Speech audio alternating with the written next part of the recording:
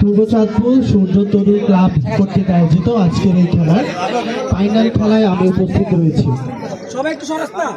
উপস্থিত রয়েছেন সম্মানিত সকল অতিথিবৃন্দ, খেলোয়াড়রা। দেখেন, খেলা যেহেতু একটি খেলা, আমরা অনেকে মিলন হই, সেখানে অনেকের সাথে সামাজিক যোগাযোগ হয়, দেখা হয়, আমরা কিন্তু ভ্রাতৃত্ব বন্ধনে আবদ্ধ বেশি হই। দুটি খেলা, দুটি দল, এখানে হার জিত রয়েছে এবং আপনি একটি দল হারবে, একটা দল জিতবে। দুটা দল কখনোই জিতবে কি বলেন? আমরা এখানে আজকে দারুণ একটা খেলা উপহার দিব, আমরা কি পারবো? দেখেন, এখানে যে খেলাটি, সেখানে হচ্ছে সিদ্ধান্ত আম্পায়ার থাকবে, ওনার সিদ্ধান্ত চূড়ান্ত বলে গণ্য হবে। আপনি যদি এখানে মার্কেটিং করেন, পরিবেশ নষ্ট করেন, এটা আমরা কখনোই কাম্য করি না।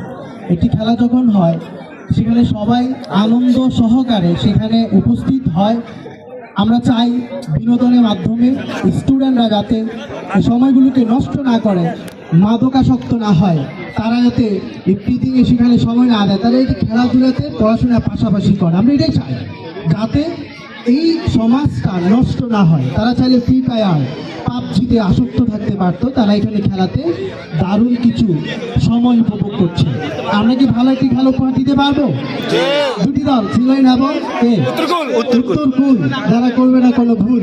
আমি বিশ্বাস করি আজকে দারুণ একটা খেলা হবে, গড়তালি হবে। ওকে, আজকে খেলাটি উদ্বোধন করলাম, অফিসিয়ালি উদ্বোধন হলো। ইনশাল্লাহ এনজয় করবো শেষ পর্যন্ত। আপনাদের লড়াকু মানসিকতা দেখতে চাই, কখনোই হারবো না ইনশাল্লাহ।